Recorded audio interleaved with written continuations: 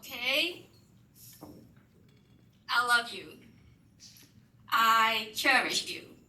I appreciate you.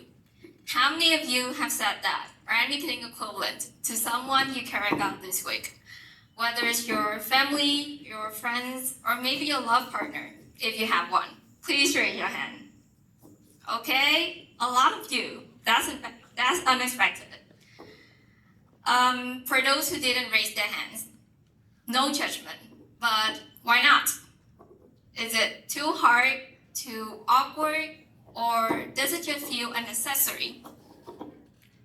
On this question leads us to one interesting topic that I want to explore with you today: expressiveness and how it builds and strengthens our relationships.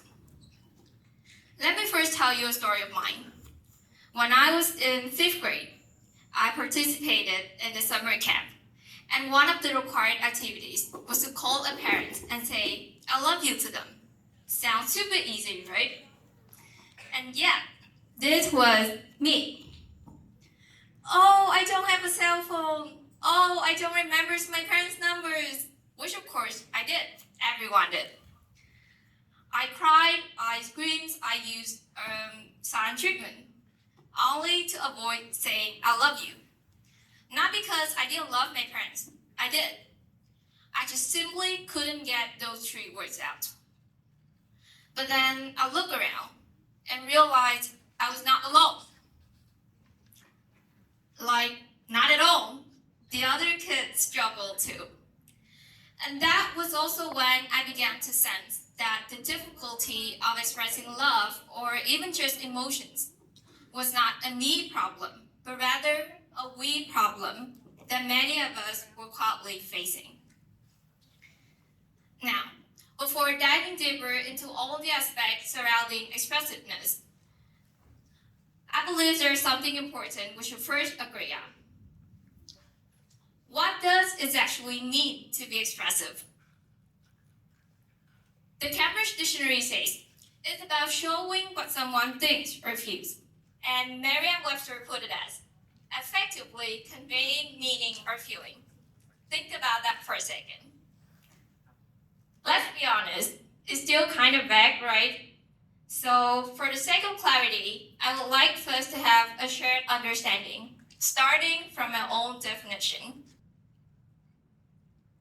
Being expressive is the ability to actively and effectively show your thoughts and feelings to the people you're communicating with.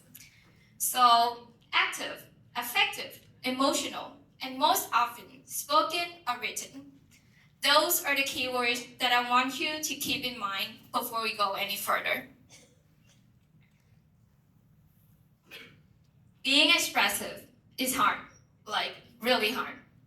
Remember that one time when you had a huge crush on someone, but you didn't confess because you were not able to put your feelings into words. Should I say it through text or in person? Thank you. Should I say it through text or in person? Maybe confession is a little bit too hard, so it has some trouble with technical issue. Yeah. Is my confession too much, too little? Does it make me sound desperate? Oh, we all hate being desperate. Or, think back to middle school, when you met this wonderful teacher who truly inspired you, and at the end of the school year, you wanted to say a heartfelt thank you to them, but you decided not to because the idea sounds so weird and so cheesy.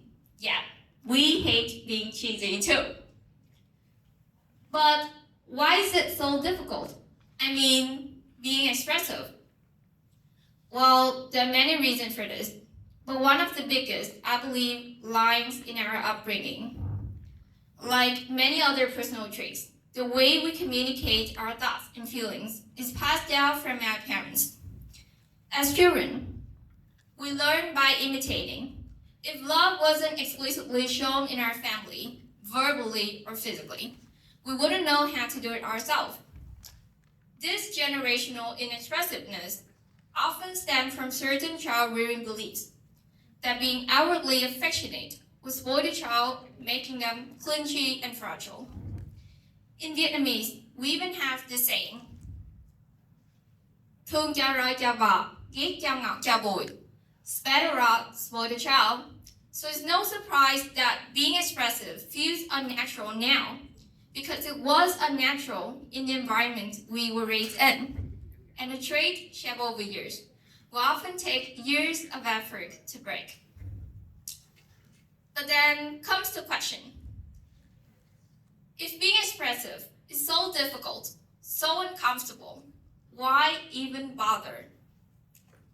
I ask myself that question countless times over the years, throughout the long journey of becoming a more expressive person. And after all that reflection, I realized that despite the fear and discomfort, I kept choosing to try because there are two core beliefs that always push me forward. The first one is, expressiveness is the key to inner freedom. There's a quote from the famous novel The Fountainhead. To say I love you, one must first know how to say the I. In the original work, this quote has slightly different meaning, but taken out of context, it still speaks a lot about the independent fulfillment of oneself in a relationship, separated from the other person. Expressiveness can also be approached that way. Too often, we focus on the other person way more than ourselves. We think, we overthink, we create hundreds, if not thousands of possible scenarios inside our head about how they would receive and react to our thoughts and feelings, which makes us hesitate and eventually keep everything to ourselves. But in order to build strong and mutually happy relationships, we must always remember that one important rule about the I, about self-contentment. Sometimes we must be a little bit selfish. Oh, not this one, this one. Think less about how your words would affect others and more about how it would affect you. Inner freedom. What does this inner freedom that I mentioned look like? Let me show you with a familiar scenario. Still remember that one example about you and your crush? Perfect, we're going back there again. You can have unrequited love for someone for a really long time. Probably for years, if you don't let your emotions out. Not me, I swear. Even if it means your mind stays in a constant state of restlessness and unease. But in another universe, if you had confessed, if it worked out, congratulations. But if not, it probably wouldn't be as bad as you imagined.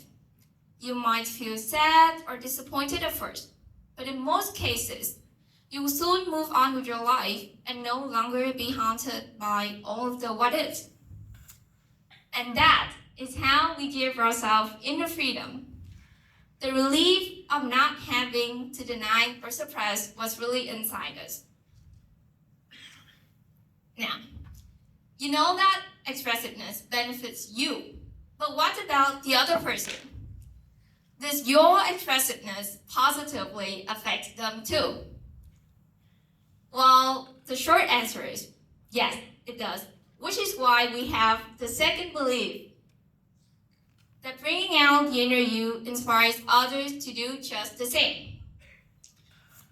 We must admit that many of us long for irreplaceable relationships, the best friend forever kind, where we truly understand each other inside and out.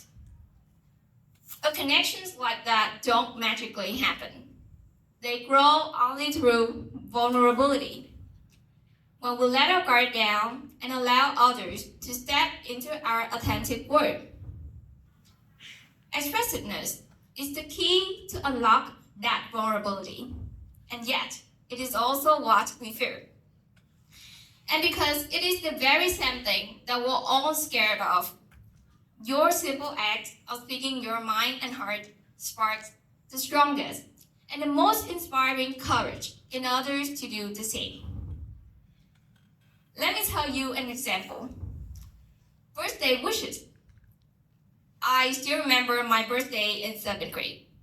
I lay on my bed and waited until midnight for birthday wishes from my friend. I bet we all did that at some point in our life. And yet, I received plenty. How meaningful. Not sure if you feel the same, but honestly, I felt disappointed looking at those messages. Is this all they have to say to me? Really? I started questioning the friendships I thought were close, like everyone would. Still, on their birthdays, even though I was afraid of being too much, I decided to express my honest feelings. I wrote long paragraphs. Well, sorry to my friends, I know it was long. Yeah, sorry. But I tried my best to express my feelings to them. I tried my best to tell them how much they meant to me and in which way I valued our friendships. And you know what? Their reactions surprised me. They didn't laugh or push it off. Okay, some of the guys did call it cheesy, but still not in a dismissive way. Most of them were moved. Some even told me they shed tears. To my surprise, over the years, many of them started writing me more heartfelt wishes too. Little by little, they opened up. Our friendships became more vulnerable, and the bonds between us deepened. You might think, it's just because they feel indebted to you after all the things you've done for them. But no, it's not simply reciprocation. How do I know? Because an act of reciprocation wouldn't last months or even years later, like in my case. Rather, I believe it is a sign of emotional safety, resulting from one's courage to express. Because when you put effort in expressing your thoughts and feelings, you send a very powerful signal to the other person that thoughts and feelings matter to you, that they matter to you, and you want to hear from their side too. That way, you encourage them to express themselves without the fear of judgment and help create a culture of open communication within your social circle. This signal thing is not only applicable in expressing love or positivity, but also in the rise of conflicts. Being able to express yourself allows you to send another signal to the other person that you're not here to attack, but to understand. You take the problem seriously, you have respect for the other person, and what you want is a resolution, not an escalation. And that is how expressiveness builds stronger relationships, through active and effective communication. Yeah, active and effective. By now, you might be thinking, okay, I get it. Expressiveness is good, I need it, but how can I change? Don't be panicked. I've been there too. I told you from 5th grade. If you're interested, here are the 3 steps I recommend for you to get started. Step 1. Get specific with your thoughts and feelings. This is a textbook advice, I know, but it never fails to work. Name what you feel, then rationalize it. The more specific, the better. Try this formula. I feel emotion when situation because reason. For example, I feel secure when my friends listen to me yapping without checking their phones, like many of you are doing now, because it shows they truly enjoy my company. Or, I feel unsettled when you see my message but don't reply, because it makes me feel embarrassed and unsure if I did something wrong.